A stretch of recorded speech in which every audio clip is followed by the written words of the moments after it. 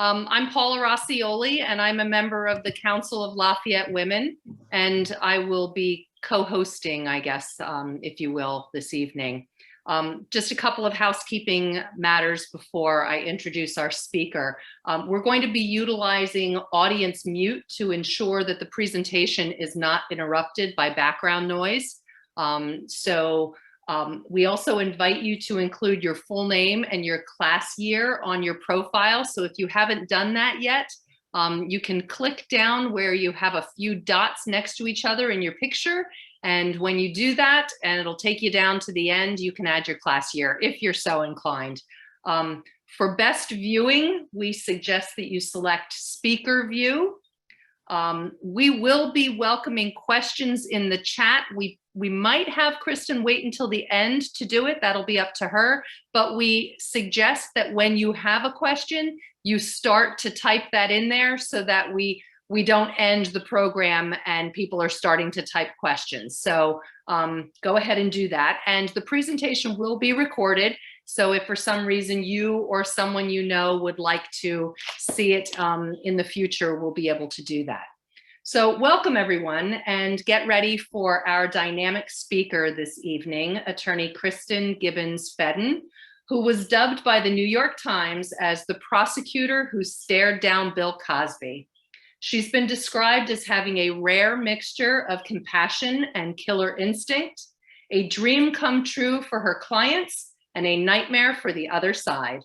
I could go on and on about her credentials and her passion for protecting the rights of sexual abuse survivors in their pursuit of civil justice, and all the reasons why I personally admire her, but I don't want to take away from her time and your time to be able to hear from her. So Kristin, I'm going to turn it over to you now. Welcome. Thank you so much, Judge, and thank you so much for such a beautiful intro. I am just so honored to be here. I am so thankful to be invited to this wonderful, wonderful kind of conference. So I want to take a time to just thank you, Judge. Thank you, Rachel and Janine. Thank Lafayette, as well as the founders of the Council of Lafayette Women and the organizers of this year's conference, or the season's conference. And like I said, I'm just so truly honored to be speaking to all of you this evening. Not only as we mark the 50th anniversary of co-education of Lafayette, specifically during Women's History Month, but, you know, during this time, I'm like seeing so many faces and or names that I totally recognize. Ellen, I don't know if you remember me from the executive committee. It's so great to see all of you beautiful ladies and gentlemen. And so thank you so much for inviting me to be here. I so wish that we could just all be together in person. And I really hope that the next time, you know, we all get together for the Council of Lafayette Women, that it is together. So today I wanted to take some time out and speak about a topic that is near and dear to my heart. And that's owning the workplace, you know, wherever it may be for you. Shattering that glass ceiling that many of us have hit, and for some of us, including myself, has hit me and tried to push me down. You know, and I'm so thankful to be able to talk about the larger fight that we face as women, not just in owning the workplace, but really owning our rightful share of our profession. And for me, it's earning the rightful share of the legal profession, the legal workplace, if you will, you know, as a whole. Once we have that, once we've broken down those barriers that have kept women compartmentalized in various professions, we'll not only own the profession, and for me, it would be in the courtroom, but also our rightful share on the bench in the firms. Just before all of you ladies came in, I had the fantastic opportunity to just reignite my great relationship with Judge. And, you know, she informed me there's only two females on the bench in Northampton County. You know, and as I kind of go throughout, it should be so much more. You know, we as women, we need to regain our rightful share of the bench, the firms, the workplace, our profession as a whole. And I want to talk about how do we get there. But don't worry, I promise. I'll talk about Cosby. And I will leave enough time at the end. You guys can ask me any and all questions that you have about Cosby.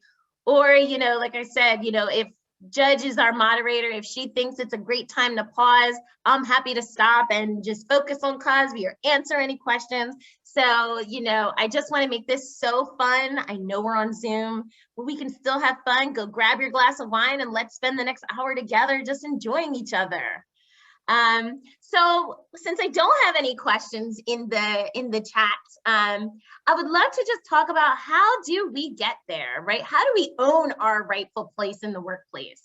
We could start in so many places, but one of the things that as an attorney, I have come to learn just through my own personal experiences and as a trial attorney, I find that the place that we begin to break those barriers, and I'm sure it would be different for everyone in their own personal experiences, but for me, it's beginning with the credibility gap.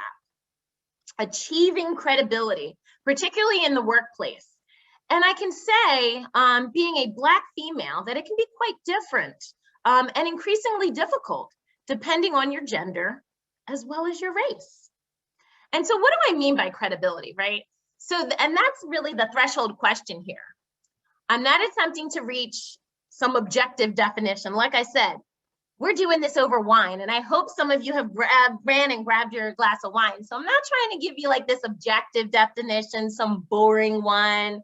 But what I'm here to discuss is that universe of judgments, those decisions that are really made at the highest level of professional leadership, that while nominally merit-based, are in reality often incredibly subjective and open to a slew of unconscious and conscious biases that disproportionately affect women, as well as people of color. And we see these biases bubble up to the surface daily. You know, we've seen them, especially in the last year, really come to the surface. But really often, especially in the workplace, these biases, they really remain oblivious to the depths of the problem below. And I wanted to just give you guys, you know, a case example from my own life. You know, when I was assigned to the case of William Cosby, to be honest with you, I had already demonstrated certain skills and displayed an aptitude for trial work. In law school, I went to Temple University. I am still a leopard, right? But I did go to Temple University, Beasley School of Law, and I was part of the esteemed trial team there. Do we have any Temple grads? If you're not facing, like if your face is not like visible, you can use a reaction with a thumbs up. Any Temple grads, like graduate school? I know we're all leopards here for the most part. But so I was part of Temple University's law school and specifically part of their esteemed trial team. And we had ranked really high nationally in the nation. At one point during my tenure at Temple, I believe we had ranked #1 in the country. So this was a really esteemed trial team that I was a part of. And I was under the great tutelage of Eddie Obama, which all the lawyers in here will probably know who he is, but he literally, not basically, he literally wrote the book on evidence. And so, and Judge is nodding. She knows who Eddie Obama is, Ellen too.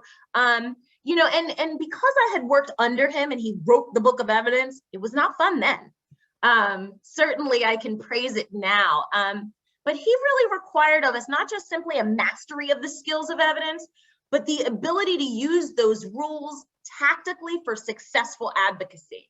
He was demanding, intimidating, but his results were indisputable. And my skills in the courtroom, I have to say, were tempered early by his fire. Moreover, as a prosecutor, I was widely known not to back down from a difficult trial and was not driven or led by fear of losing a case that I knew had problems, but that I knew I could prove. And this is not always the case, even for all trial attorneys, but that's how I approached my work. I also had extremely high conviction rate after trial. And these were cases of homicide, sexual assault, elder abuse, and domestic violence. And not only did I have a high conviction rate, I had respect from the bench, as well as from the defense bar, that spoke to my aptitude, my fair judgment, and my skill. And I don't say this to toot my own horn, and I'm sure all of you ladies You know, if you guys have any imposter syndrome like me, I rarely toot my own horn, and I am rarely talk about any of my accomplishments. But I say that to highlight that despite all of that, both during and even after both trials of Cosby, because we had to try him twice. The first ended in a hung jury, and we had to go back for the second one to ultimately obtain a conviction. But even after I had successfully delivered a closing argument that was highlighted in the New York and London Times, I was asked not once, not twice, but on countless occasions, do you think you were put on the case because you're a female? Or better yet, right, because we're prosecuting a Black legend, do you think you were on this case because you're Black? The easy question is just to list my accomplishments and give a quick retort. No, of course not. That's not why. The not so easy answer, right, and the honest one is I have no idea. The district attorney at the time of the trials, Kevin Steele, the man who made the ultimate decisions, and Risa Furman, but really Kevin Steele, because Risa Furman was on the bench at that point. But Kevin Steele, who was the elected official, the district attorney at the time, he was a white man in his 50s, and he was a good man. I had worked for him about 5 years at that point, and I'd known him for 7 years because I had clerked for 2.5 years prior to joining the district attorney's office. He's a good man. He's an honest man. I can say that from personal experience. But I will never be able to say for sure what his reasons are for putting me on that case. Only he can speak to that, right? So all of you are free to ask him, and I don't want to ask him, and but at the end of the day, that's something that I have to live with, right? And I know for females working in the legal profession and for females working in any profession, right, regardless of the field, so do all of you, right? To me, the question regarding the reasons I was put on the case is of significantly less importance than this. Why is that question even being asked of me? Why? Would such a question be asked of my white male co-counsel? No. And how do I know that? Well, because it wasn't. It was never posed to him, and believe me, I asked. Any of you who know me in here know that I asked.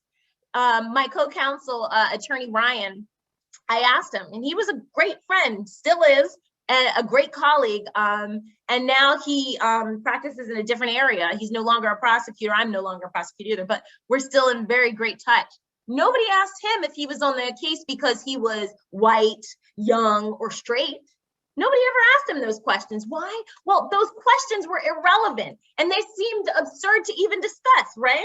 There's no deeper investigation into the motives behind his assignment to the case. It was presumed that he was a competent attorney and the best choice for the decision. Neither DA Steele nor Attorney Ryan nor I had ever faced a case of this magnitude. This was this was a case that received international review. Neither one of us had ever faced a case of that magnitude. There was no objective proof that any of us were up for the task. Quite frankly, a defendant with fame and nearly limitless resources, none of us had ever had that experience. But any question as to DA Steele or Attorney Ryan's qualifications were presumed. Nobody asked them, oh, why were you on this case? Why were you assigned? Only I had to answer that additional question. Only I had to face a perhaps rebuttable presumption of incompetence. And therein, to me, with my experiences, lies the crux of credibility. It's not in the questions, but rather in the impulses under the surface that lead to the questions being asked or even considered.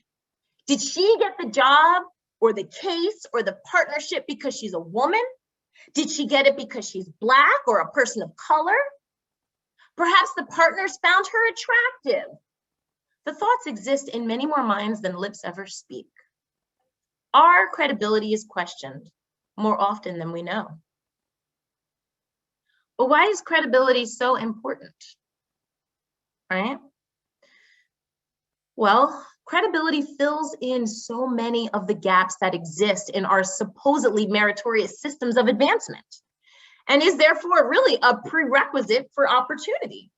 For most decisions, no matter how thorough we believe our metrics are, or flawless our system, subjective judgment still remains the crucial deciding factor. Advancement is not simply a reward for superior performance. It is also an opportunity to fill a role that requires more than the previous role. As such, there is a gap between what one has shown they can do and what one is now expected to be able to do. But to receive the opportunity to show that one can fulfill the new role, the decision maker, right? The decision maker first has to be able to imagine or visualize that person in the new role. Therefore, the question of who is the decision maker really, really matters immensely. Upon whose subjective judgment does my advancement depend? Upon whose subjective judgment does your advancement depend? And what informs their vision for me or for you? Their perceptions of me or you? If you can't see me now, how can you possibly see where I'm going? How can you possibly see my potential, right? Consistently, I am asked, what do I do? And after I say, oh, I'm an attorney or a lawyer, I get a face with something like that and says, you don't look like a lawyer. Well, I'm young, mid-20s, wink, wink. I'm really not in my 20s, but we'll say that I am. I'm a Black woman. But if I don't look like a lawyer, right, how could I possibly look like a partner in a law firm to you? And I want to give you some stats about the legal profession, but I'm sure that these trends are true of all professions, quite frankly. And these trends are quite staggering. In 2016, for the first time in history, the number of women enrolled in JD programs moved past 50%. And that trend continued in 2017 and 2019. And I said these stats are staggering. So you're like, wait, what's happening? That's great progress. That's great news, isn't it? I think it's fantastic news. But here's where the problem is. At the summer associate level, which is kind of like the entry level going into the legal profession. And the only reason I'm outlining it is because I know not everyone here is a lawyer. But again, in your profession, the entry level, women progress from 46% to 51% of the spots in the 10 years leading up to 2018. Women have also made gains as associates, although the gains have plateaued over the last 10 years around 45%. The bigger the firm, the better women have done, which is great. In the largest firms, as of 2018, women made up nearly about 40% of the associates. Again, great. With these numbers in mind, though, right? 50% of lawyers in terms of associates, do I still look like a lawyer? And to anyone who graduated law school in the past decade or two, I look like half of my peers, right? 50%. I look like half of my peers. And as women in law school, we made deep and bonding relationships with our peers, just as we do here today, just as we do in all of our professions, just as we do in college and in any professional school, and quite frankly, in the workplace as well. And those friendships blossom into more professional relationships. And as we become of the professional age with others who have looked like us, sounded like this, we begin to share unique feminine experiences, right? And that's what I'm hoping, we can do today with that glass of wine, of course. But that's not necessarily the case. And you guys correct me if I'm wrong, for those who have graduated, before 2004, that was not necessarily the case when you go back in time 25 to 30 years ago. I mean, quite frankly, we're on the 50th year anniversary, right? And that was just when they started to admit women. So the average age of a partner in a law firm today is in the mid-50s. So when you were looking at graduating law school,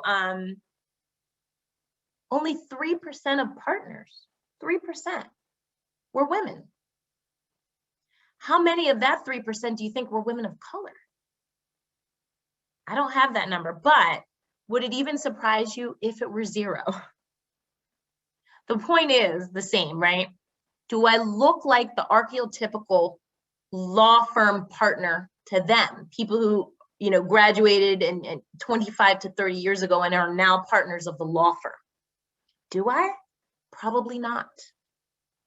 But despite what the legal landscape looked like when the current leadership generation was coming of professional age, time has marched on. And while women made up less than 10% of law school enrollment until the 1970s, by 1980s, women made up 40 to 45% of the enrolled JD population. Female enrollment continued to marginally increase in the 90s and, like I said, nearly hit 50% in the early 2000s. Before taking a brief dip, but as I said earlier, by 2016, women became the majority. We've reached over that 50% mark that were students enrolled in accredited law schools in the United States. And we're talking about nearly 40 years of women making up more than 40% of students obtaining their law degrees. And certainly by this point, a female lawyer shouldn't be, an aberration, even for the old guard, right?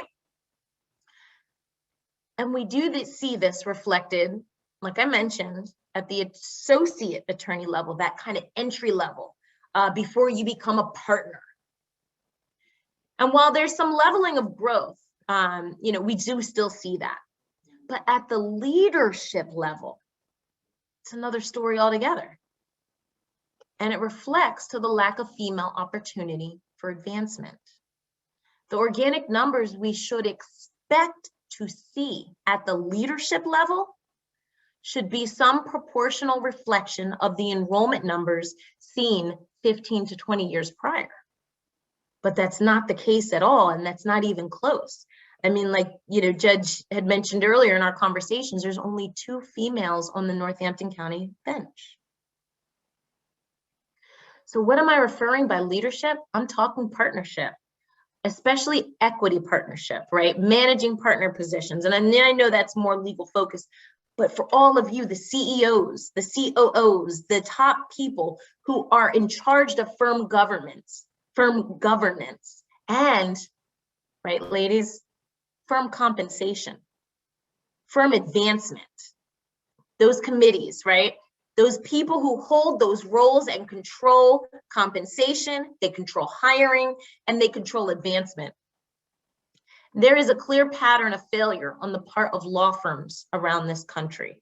And I looked into law firms because I felt like I had to kind of narrow it down just a bit, just to make the conversation a little bit. But again, I think this trend exists throughout all professions. With men and women making up approximately the same number of hires, right? Associate hires, as I was mentioning, that entry level portion into the legal profession, it is absolutely inexplicable and, quite frankly, inexcusable that women should account for 20% fewer non-equity partners than men and 30% fewer equity partners than men in 2019. And I use 2019 because that was before COVID hit, because now it's even more staggering, where women have had to leave and exit the work field, workforce, to take on other responsibilities. At that point in my stats, does that sound proportional? Does it sound like an organic or meritorious process that resulted in 80% of equity partners being male, 70% of non-equity partners being male, where women are the majority enrolled in the law schools? But yet women only represent 25% of the committees that control the firms. 75% of these committee positions are held by men. And let's be frank, it's painless to give up something that doesn't cost you anything, right? Leadership doesn't suffer by paying an associate woman for the tasks that an associate man had formerly done. The same is true of support staff, and the same is true throughout any profession. In fact, at all levels, women are unfortunately viewed as a cost savings and compensated 90 to 94% of their male counterparts' compensation. That's sadly the case from associate to equity partner within the legal profession. The real test is that of giving up control, giving up the equity, giving up management, and giving it up to someone who doesn't look like you, doesn't sound like you, doesn't spend their free time in the same spaces as you, and doesn't look like those who have historically held those roles. That's the real struggle. That's the pain. So with that backdrop, ladies and gents, do I look like a lawyer? Maybe, right? But based on those stats, right? I say maybe because again, 50%, we're over 50, right? So maybe, yeah, sure, I look like a lawyer. But with those stats, do I look like an equity partner? No. Less than 2% of equity partners look like me. Less than 2%. So I ask again, upon whose judgment does my advancement depend? Nobody who looks like me. Mostly men, right? And despite an incredibly growing diversity of associate attorneys, female and people of color, the top still represents racial and gender uniformity. Well, wait, some will say, it's not all subjective. Bring in business, make it rain, and you'll advance, right? We've heard that. That's dollars and cents, ladies. It's not subjective, that's merit. That's what we're told. But, and again, I think this applies throughout all professions. A recent report published by the National Association of Women Lawyers offered an interesting critique to this position. It challenged the objectivity of the process of a new client and new matter acquisitions, where most firms reported a process that involved a discussion between a client, a current relationship partner, or the department chair. So we're talking about how money gets brought into the firm, right? The National Association of Women Lawyers described this process as quote unquote, ripe for the influence of biases that may lead certain groups or individuals to be favored or disfavored in the process, such as women and minorities. But this is not academic. I have seen it. I've discussed this intimately with young women, especially women of color, who simply aren't naturally in the spaces that many of the relationships underlying the transactions are built. Many of them end up leaving the profession as a whole. And this is talent, untapped value. This cannot continue. If there's going to be a change at the leadership level, it's going to be because we, all of us, females, because we fearlessly force the issue, force it in all of our negotiations, force it in our demands. We can't be satisfied with pay raises or individual incremental successes. We need to continue to push, not just for a seat at the table, but to head that table, be the head of that table. So what can women do? Do we leave? Do we lean in? Do we litigate? Faced with a combination of limited advancement, barriers to business development, and sometimes hostile workplaces, many women choose to simply leave the profession. A recent article in the Philadelphia Inquirer, which is like a Philadelphia publication, investigated a well-known Philadelphia litigation firm that allegedly terminated a paralegal when she complained about flagrant and persistent sexual harassment at the hands of one of the shareholders. The behavior of the shareholder, the person at the top, involved leaving sexually explicit notes on her desk, commenting about her figure, her clothing, and her scent in public. The paralegal alleged that another shareholder praised him for doing a good job hiring a hot girl like her. And when she complained, she stated that she was told that this is just guy talk, right? When she escalated the matter, she was terminated. A young woman in her early 20s, she studied pre-law. Maybe she would have become a lawyer. Maybe not anymore, right? She read head on into the culture that has forced too many women out of not just law, but many professional spaces. And, you know, that matter, let me be clear, that matter has not been fully litigated. Like I said, it was recently published in an article. So I'm not weighing on the credibility of the accuser, of the accused, or anything. But do any of us find these allegations so far out of the ordinary? Do we doubt the existence of such a culture even existing? I see so many shaking their heads no, right? Most women I speak to nod their heads in understanding, like many of you, and really share similar, if not quite as lurid, stories from their own experience. And let me tell you, for context, that particular firm is 90% male dominated at the shareholder level, with only one person of color among that 90%. It's similarly dominated at the department head level.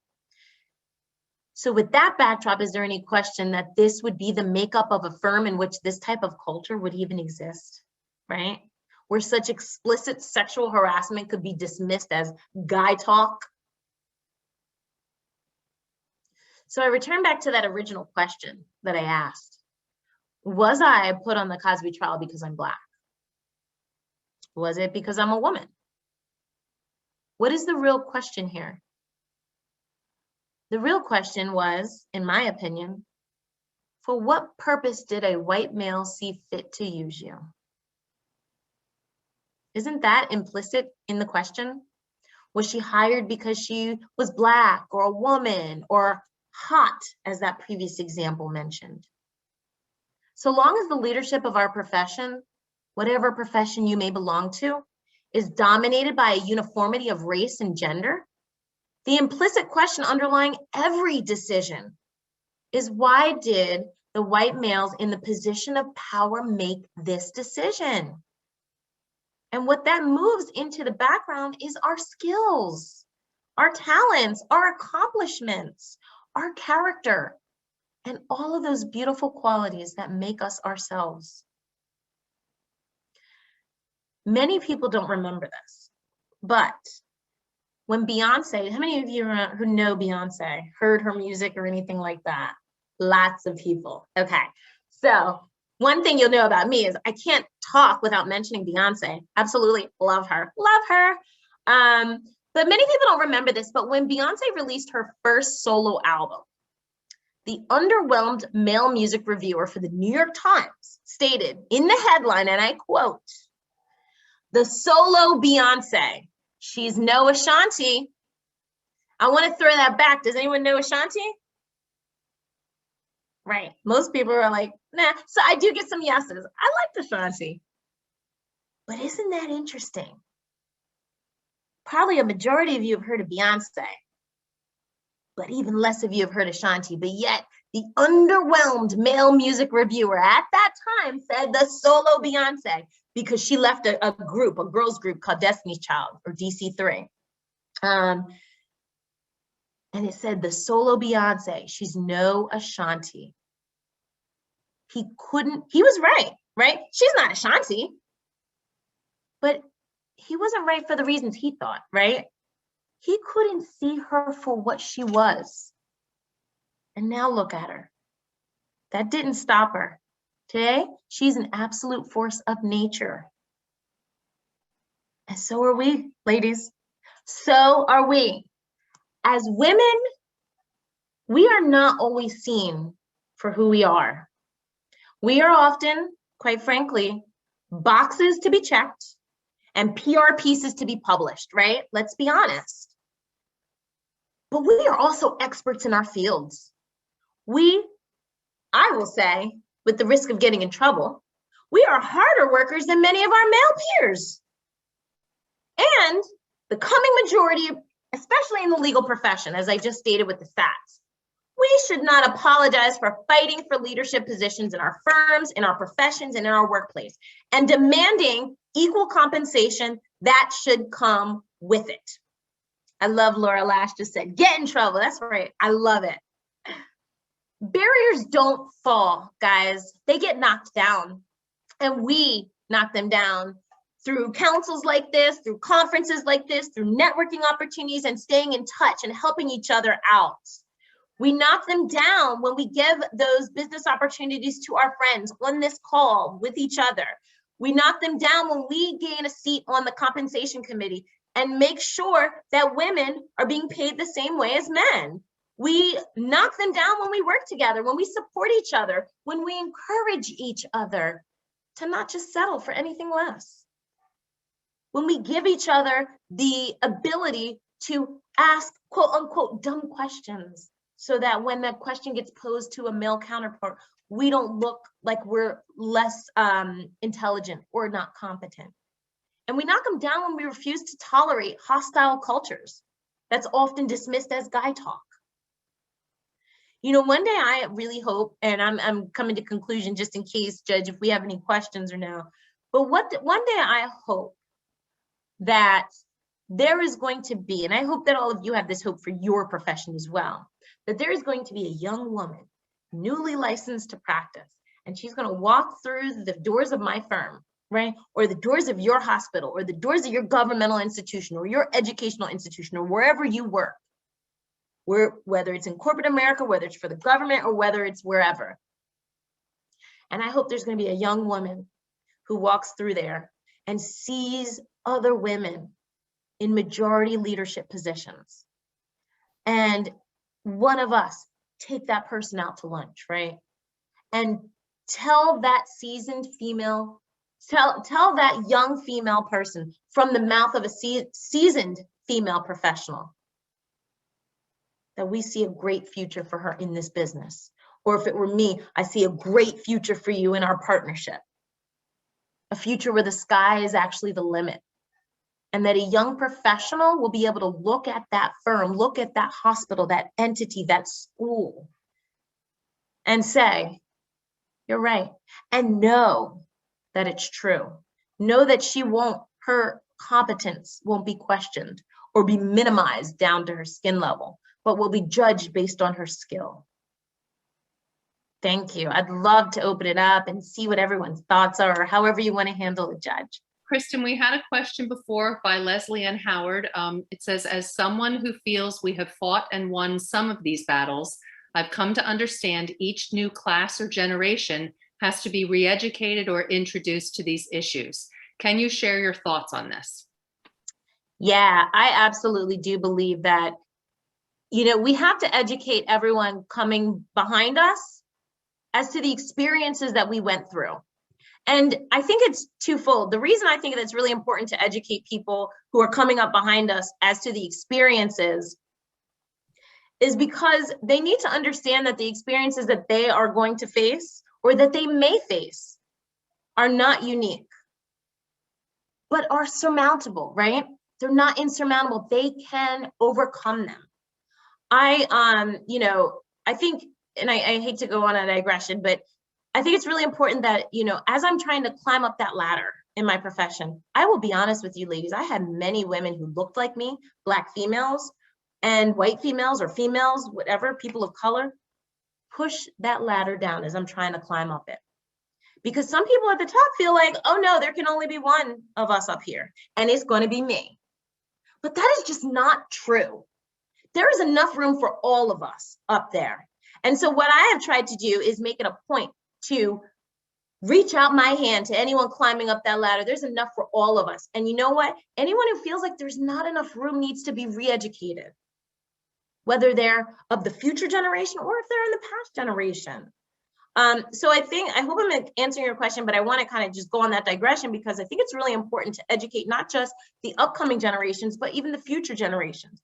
And I'll be honest with you, at least in the experiences that I have had where people have pushed down that ladder, I've asked them, why? Why are you treating me like this? And you know what? The common response that I've gotten is, oh, well, I had to experience it, so do you. And that's just not the case. Well, good for you for even confronting that, because that was one of the things that I was thinking about as you were speaking was that as I progressed in my career, women were not supportive of me at all. Even when I ran for office, the smallest group, when they do your your polls and see who's voting for you, the smallest group of people, my percentages were lower with women in my own age group. And so I think that's such an important thing and such an important message that we need to support each other. We need to help younger women understand that you can have it all. If you want to have a family and you also want to be top in your career, give them advice on how you did it, and things like that. You don't have to give up one in order to have the other. That's always been a message that I've tried to send people as well. Any other questions that we have? Let me see. A lot of comments. How would you suggest that individuals in the workplace who are concerned that their male counterparts are getting paid more, but they're not sure because that information is so quiet, how would you suggest that they handle something like that? Obviously, you don't want to run into litigation. That's just a disaster for everyone involved. That should be the last resort. Right. And it's such a great question because there is so little transparency in terms of what other people are making. But one of the things that I found to be really useful is to look and see, what do you think you deserve to make? And to go after that. Just by way of a quick vignette example, at my last firm, I asked for a raise. I had been working my butt off. And when I came in, I was at an associate level where it was like a third or fourth. I had to give up some years when I went private because I had a majority of my career was in public service as a prosecutor. And so when I went private, I didn't take a pay cut because obviously private pays way more than public. But, I took a couple years off of my experience, if you will, because that's what they had asked me to do. And at that point, I didn't even question it, and boo-hoo me, and it was stupid. But I asked for a raise, and you know what I was told? No. But at that point, I was bringing in business more than my other colleagues. I was doing a ton of marketing engagements. I was doing a lot more than my other colleagues. And so I said, you know what? I went back. I wrote out, why did I deserve an increase, right?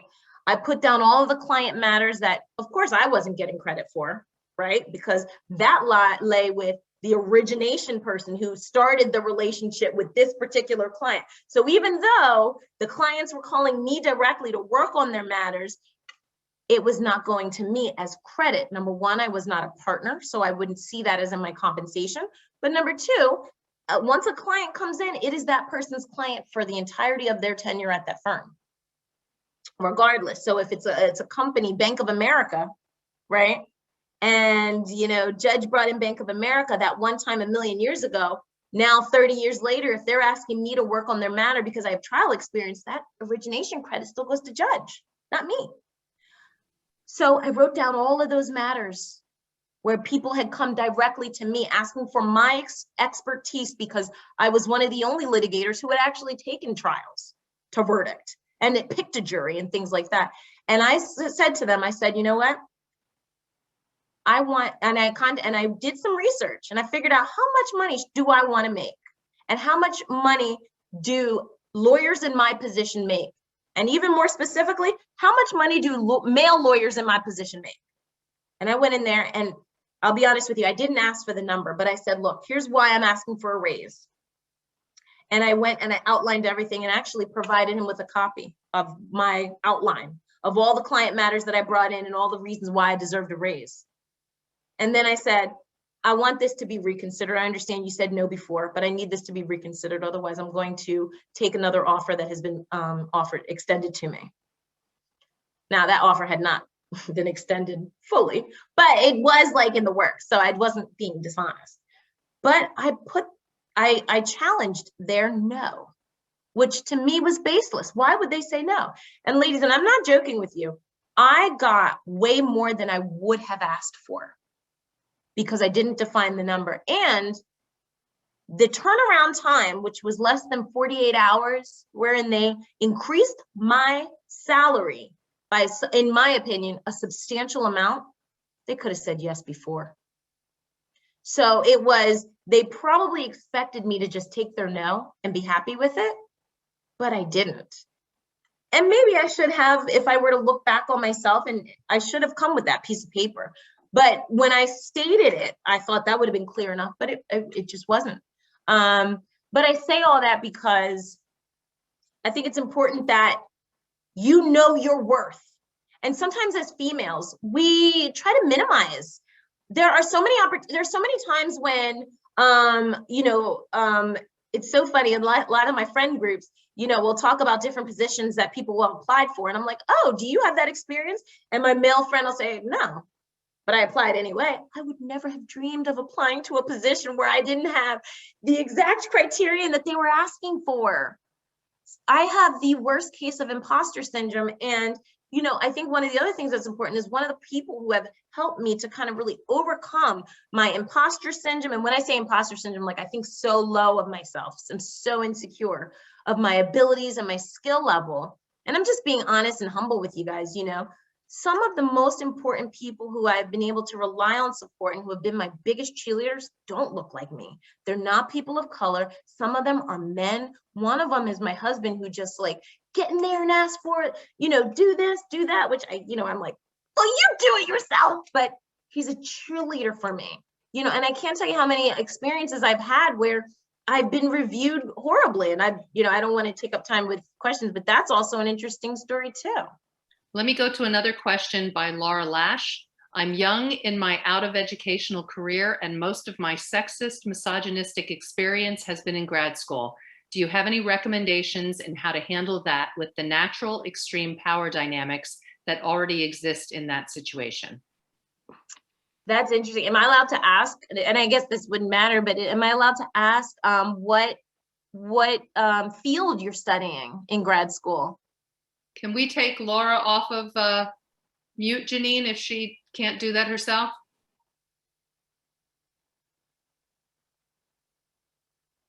Well, no worries if we can. I don't want to. But I guess one of the things that I would totally recommend, aerospace engineering. Wow, amazing. Number one, kudos to you. I hope you're drinking a glass of wine as we're all kind of celebrating women.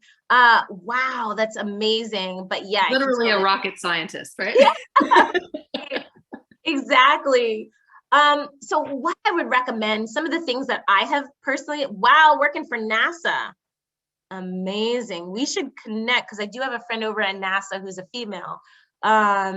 It let me mute, so I can talk to you now. Hi. Hi, rocket scientist, amazing.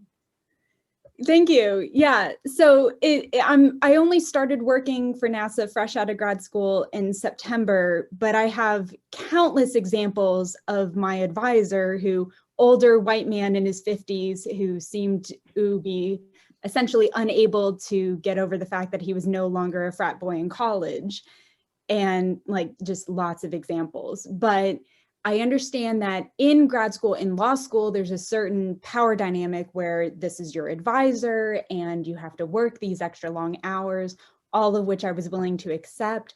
But I made a comment earlier where if it wasn't for the support system that I had through parents, family, friends, including on this particular call, I would not have survived. I would have absolutely quit because of the sexism and misogyny that I experienced, even as just a very privileged white woman. I acknowledge that, but still it was terrible. And so I don't know how you push back on that when you have no power and they can so easily just cut your funding and then you can't get the loans and you can't continue. And I just didn't know if you had any insight or help or inspiration that you could provide some of us. Yeah, and I would even open it up to you, Judge, to even answer this too. I can tell you from my personal experiences, what I have done is, and I'll tell you, a lot of times I bottle it up and kind of deal with it. As a young female Black attorney, I got that a lot from different judges on the bench. I mean, to the one point where I actually turned to one of my colleagues that I was trying a case with and I said, are you seeing this? Like, I literally had been complaining the entirety of the trial. And he's like, look, dude, I do see it, but what do you want me to do about it? And I'm like, you could say something, you know, but of course not. Why would he, if I wouldn't even say anything, why should I expect him to? So you know what I did? I actually said something. I went up to the person, and quite frankly, I don't know that I would necessarily recommend or not recommend it. I think it's really important that you should know, know the consequences that could occur, right? Going up and challenging a judge in open court, probably not a great idea at all. So what did I do? I said, Judge, may I see you to the side? Because at the end of the day, I don't want to embarrass anyone, and certainly not myself if I'm going to call someone out. And I just made a comment that I was comfortable with. I said, Judge, I have been practicing in front of you for the last 7 years.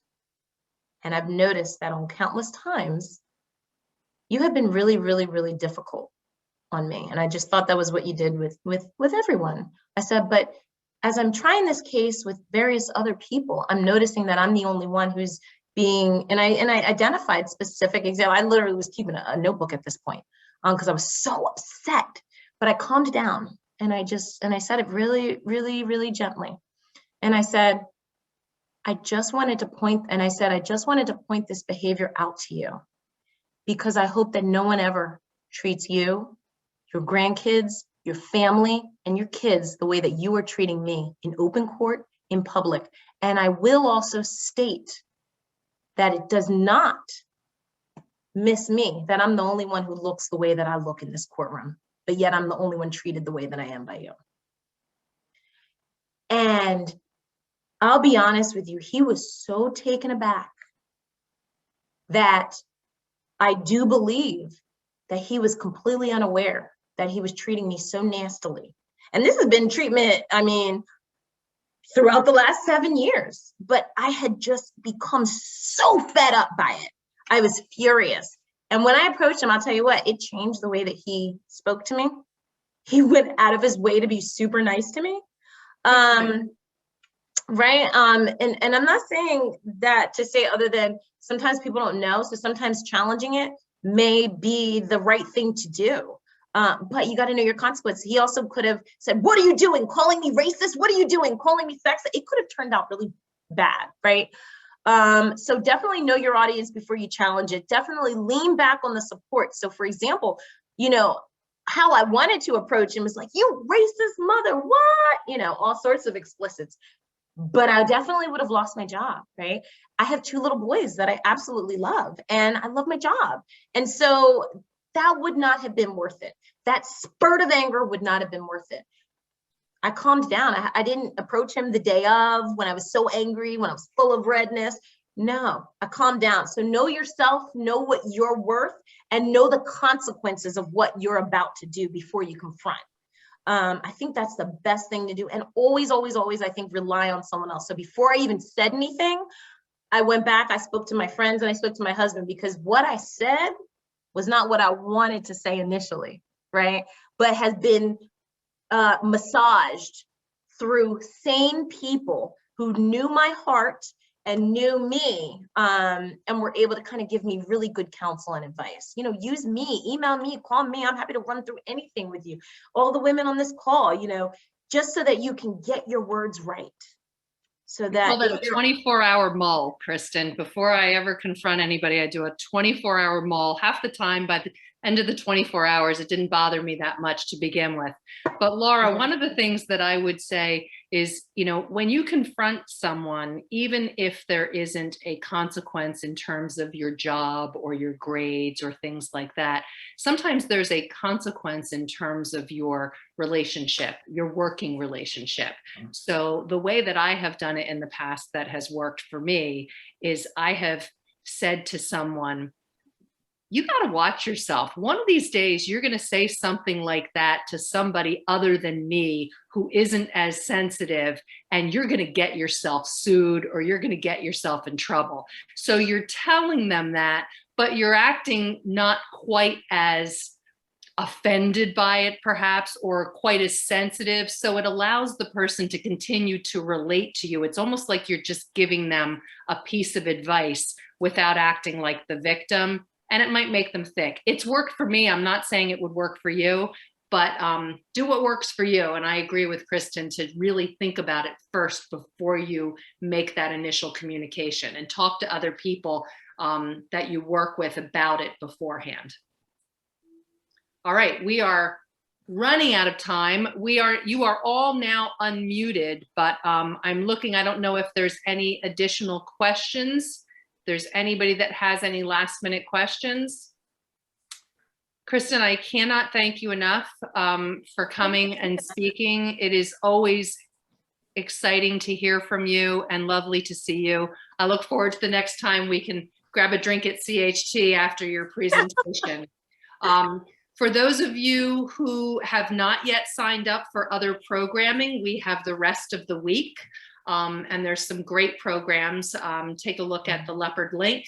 On Friday evening, we're going to be wrapping it up with some words from our departing president, and also a really cool presentation that has been worked on. I got a chance to get a preview of it, but they're going to show all the secret places and all the special secret gems, not all secret, but like the hidden gems of Lafayette College. And there's some really cool things that maybe you've heard tale about, but you didn't know if they really existed. So they're going to show those to you.